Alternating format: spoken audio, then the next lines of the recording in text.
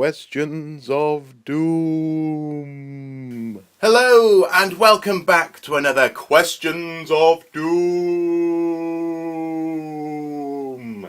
In this series, as ever, I attempt to answer questions that you send my way using the archaeosoup@gmail.com email address, as displayed on the channel homepage, or alternatively, as you will see at the end of this video.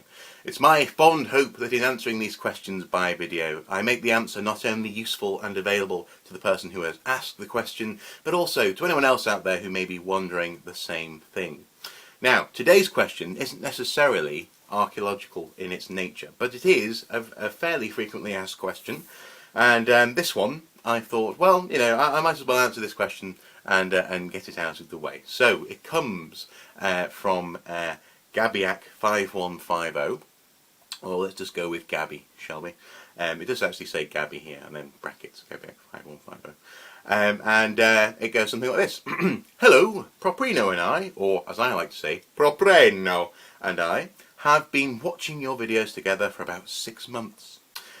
And we are both curious about the knickknacks you have on the shelves behind you. If it isn't too much of a personal nature, could you share them with your curious, brackets, and perhaps slightly nosy subscribers/fans, question mark. Thanks so much, Gabby, brackets, Gabiac5150. Well, Gabby, you ask a fairly common question. Quite a few people have in fact shown an interest in what it is that's behind me on the shelves here. So let's take a closer look, shall we? Okay, so starting on the top left-hand corner of the shelves, we have the fox's skull.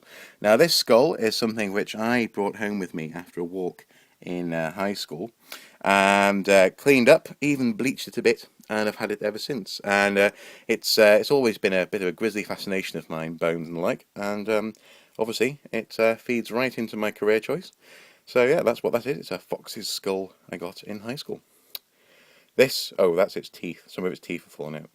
This is my trowel, my trusty trowel, and it's actually the same age as me. It was made and first used in 1984, and I adore it. So I have it there, and again, sort of archaeologically based.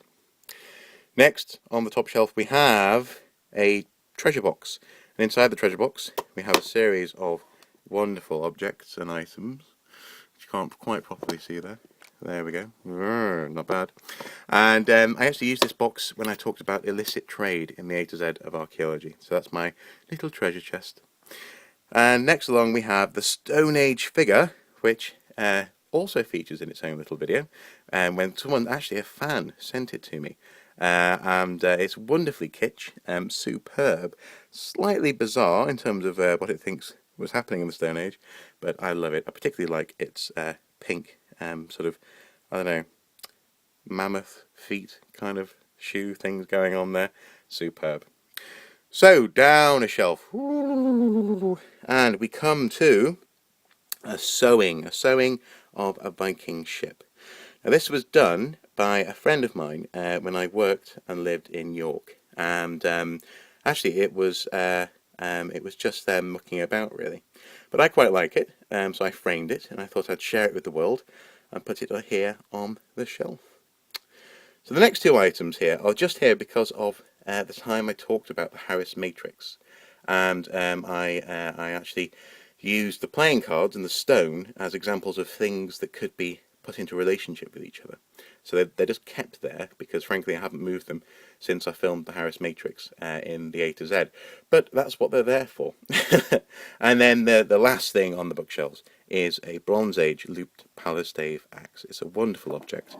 Now you may be wondering why I have this. Now the simple reason is because of